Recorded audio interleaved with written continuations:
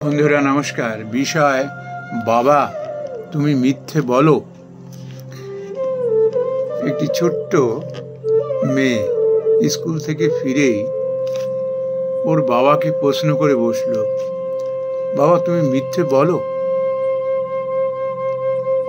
বাবা জবাবে বললেন, মাঝে মধ্যে। মেয়েটি তখন বলল, বাবা আজ আমি মিথ্যে বলেছি স্কুলে।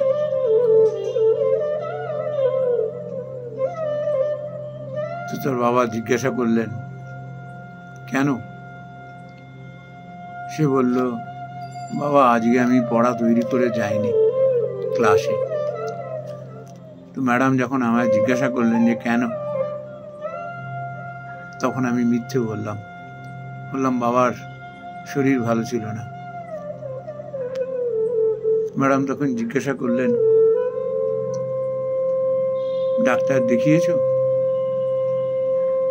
আমি তখন আবারও মিথ্যে বললাম, হ্যাঁ দেখিয়েছি। ম্যাডাম জিজ্ঞাসা করলেন, ডাক্তার কি বললেন? আমি তখন আবারও এক মিথ্যে বললাম, ডাক্তার বলেছেন সব ঠিক আছে, চিন্তা করবার কোনো কারণ নেই। বাবা, ম্যাডাম খুব ভালো, আমার এরকম মিথ্যে বলা উচিত হয়নি। তাছাড়া আমার খুব ভয় লাগছে, যদি সত্যি সত্যি তোমার শরীর খারাপ হয়ে যায়। আমার এই মিথ্যে বলা উচিত হয়নি ম্যাডামকে।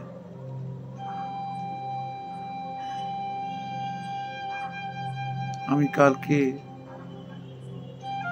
সবকিছু ম্যাডামকে সত্যি সত্যি বলে দেব।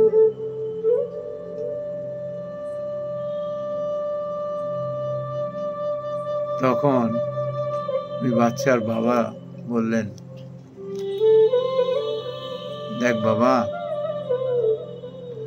তুই খুব ভালো সংস্কার নিয়ে আমাদের ঘরে জন্মেছিস, তবুও তোকে একটা কথা বলি, আমাদের জীবনটা না তড়ির মতো। তড়ি মানে কি বলতো? নৌকো। দেখবি নৌকো যখন জলে উপর দিয়ে যায় না, ওতে যদি ছেদ থাকে না, তাহলে নৌকো ডুবে যাওয়ার সম্ভাবনা থাকে, যদি ঠিক মতো সময়ে ওই জমা জল যদি ফেলে না দেওয়া যায়। আর এই ছেদ যত বেশি হবে, ততই কিন্তু বিপদের আশঙ্কা বেশি হয়ে পড়ে। লক্ষ্যে কিন্তু পৌঁছতে পারলেও সেই যাত্রা না সুখের হয় না, সব সময় ভয় গ্রাস করে বসে। তেমনি এই জীবন তরিতে না, যদি মিথ্যের ছেদ থাকে, তাহলে জীবন না এরকম শঙ্কায় ভরে ওঠে, লক্ষ্যে ঠিক মতো পৌঁছতে পারবো কিনা। আর ওই মিথ্যের ছেদা নৌকোতে, জীবন তরিতে যত বেশি হবে না, তত বিপদ বেশি, ততই বিপদ বেশি। লক্ষ্যে পৌঁছতে পারবো কিনা তার কোনো ঠিক ঠিকানা থাকবে না, মাঝপথে ডুবে যাব কিনা তারও নিশ্চয়তা নেই। জীবন এক অশান্ত ভারাক্রান্ত এক উদ্বিগ্ন মন নিয়ে না চলতে থাকে। তোমার ছোট বয়সে এমন সহজ বিচার হয়েছে, তুমি সতর্ক থাকবে, তোমার এই জীবন তরিতে যেন একটিও ছেদ না থাকে।